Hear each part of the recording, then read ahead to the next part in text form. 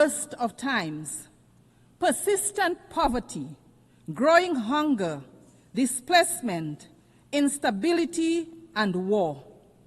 Nations on the front lines of climate change, enduring the worst impacts and death crises, not of their own making, but a price they pay for the excesses of others. Unfortunately, this is not fiction, but our shared reality. If we as the United Nations do not confront this duality, this inequality, we will write a catastrophe of our own. It bears restating that the UN was created 80 years ago to prevent wars, to promote peace and international cooperation based on ideals of mutual respect, human rights, and the rule of law. It has championed multilateralism, recognizing that no one country has the answer for the world's problem, that the world is interconnected, and to maintain peace, we should operate a rules-based and not power-based approach. A Tale of Two Cities portrayed a society where the powerful live in luxury and the oppressed suffer in silence. We can take heed of the warning that we glean from Dickens' work, that injustice should not be ignored, that when powerful nations impose their will on the less powerful without accountability or regard for the rule of law, they plant seeds of discord and future unrest. What have the lessons taught us? What should we ask ourselves as we gather year after year in this chamber? Are we truly listening to the nations that take the podium every year to decry poverty, inequality, climate change, underdevelopment, and conflict? Do we have a system where resources and decision-making are truly being equitably shared, or are we instead operating a system where power protects itself? I am reminded of the old African proverb, and I quote, "When elephants fight, the grass gets trampled," end of quote. We, the small island developing states, we are the grass. In today's geopolitical landscape, we feel the brunt of the impact when global powers engage in political, economic, or military confrontation. Economic sanctions, trade restrictions, aid conditionalities, conflict, and wars, to name a few, affect global supply and the affordability, availability, and transportation of goods and materials.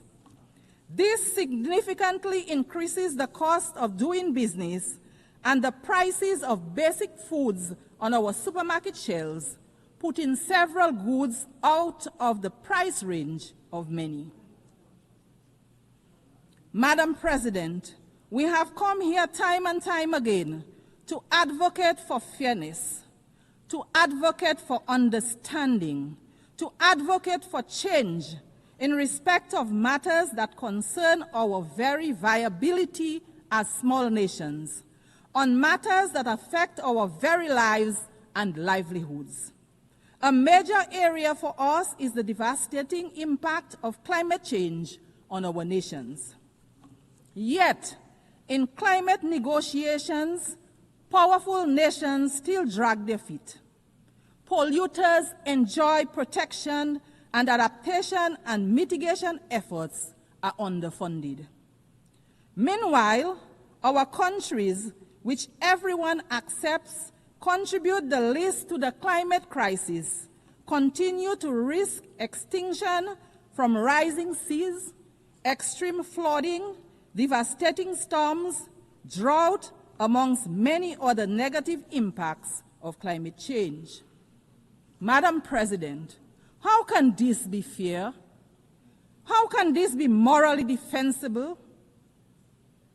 While we complain about these things, equally horrifying is the indiscriminate and deliberate loss of life that we see around the world, from bombings, from induced hunger, from sanctioned violence and genocide.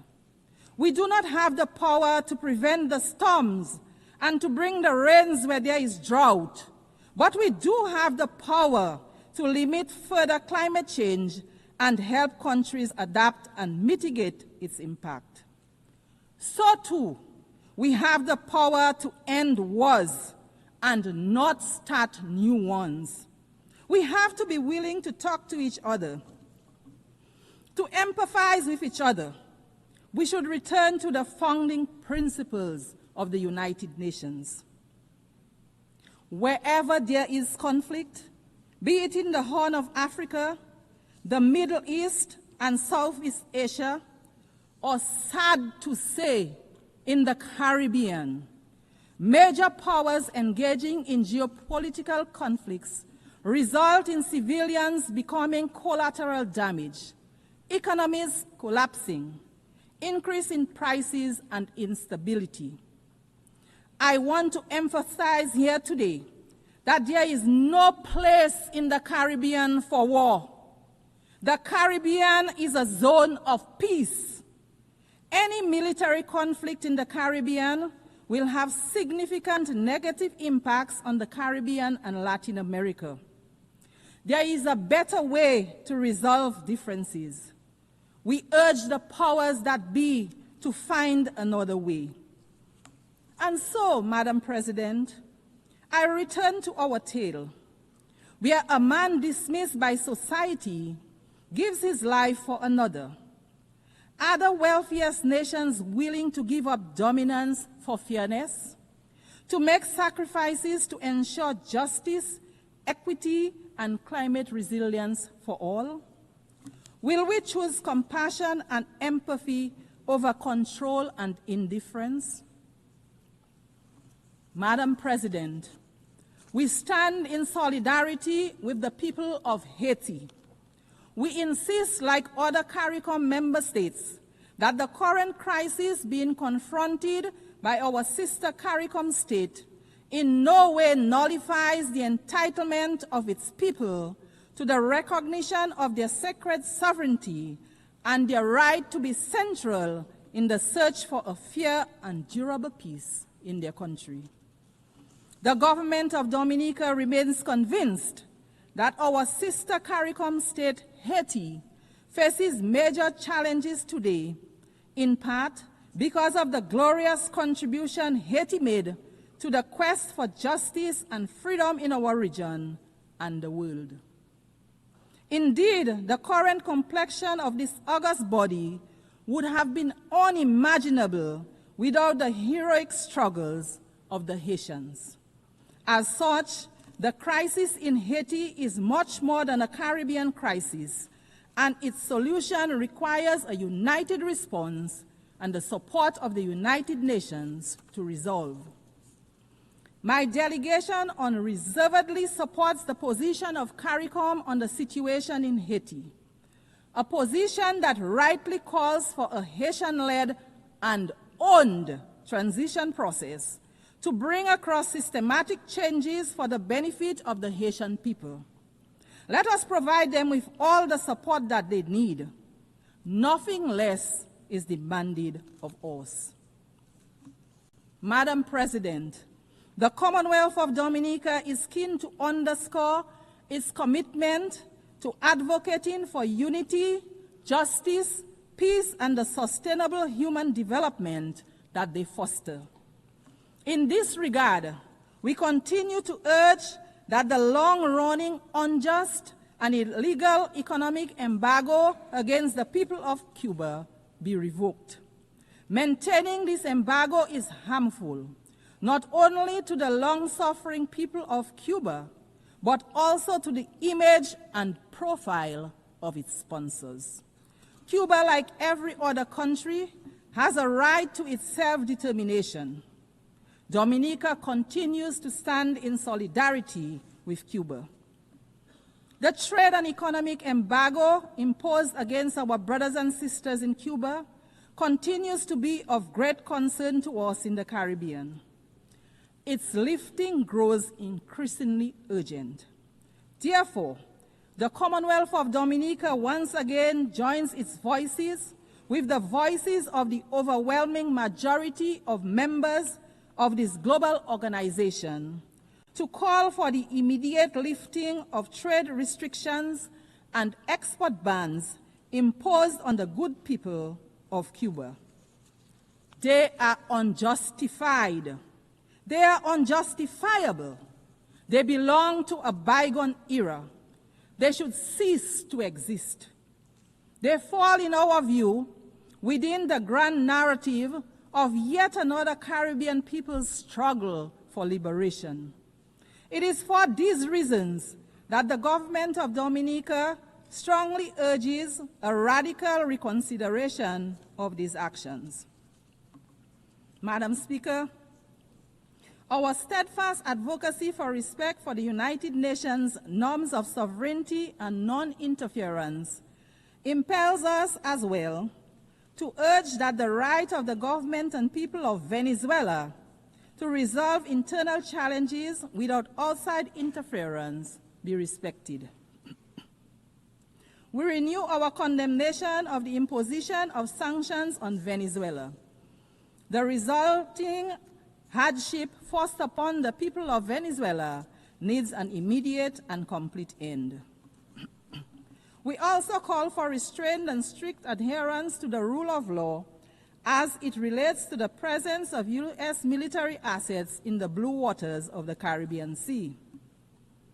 The solution to conflict, to challenges, should never be aggression and war.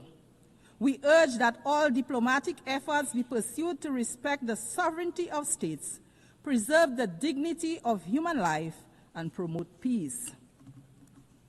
Madam President, as we celebrate this 80th year of these United Nations under the theme, and I quote, 80 years and more for peace, development, and human rights, end of quote, let it not be just mere words.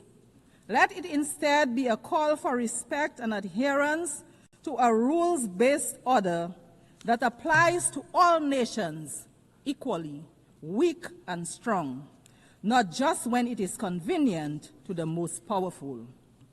The UN arose out of the ashes of a world torn by devastating wars.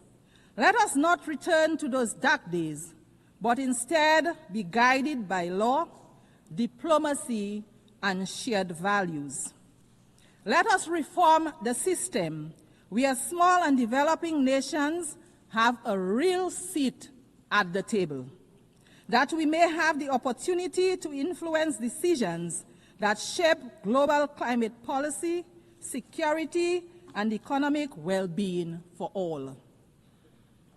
Let it be where we build solidarity and cooperation, and where power is exercised with humility, compassion, and restraint.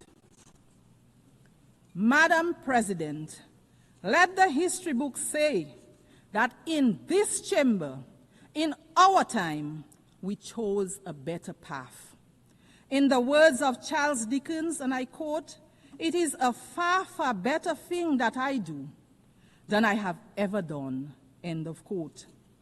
Let those words not only be the end of a novel, but also the beginning of a new era for us, the beginning of our collective resolve, where our actions are guided by the desire for true peace, by respect for others and the rule of law, for upholding the sanctity of human life, of ensuring true development and prosperity for all.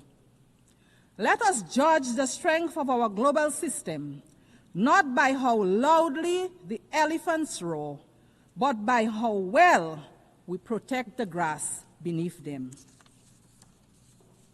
Excellencies, the challenges before us are too great and complex for any one nation to solve alone. We all need each other. So let us leave this hall committed to action, committed to partnership, and committed to each other. Because the truth is simple, yet profound. we are always stronger, wiser, and better together. Madam President, I look forward to the day when a woman leads this great institution as Secretary General, which to my mind would be a symbol of true equality. I thank you for the courtesy of your attention. Thank you. Muchísimas gracias a la... I would like to thank the President of the Commonwealth of Dominica. The Assembly will now hear an address by His Excellency Wesley Simina, President and Head of Government of the Federated States of Micronesia. I request protocol to escort His Excellency and invite him to address the Assembly.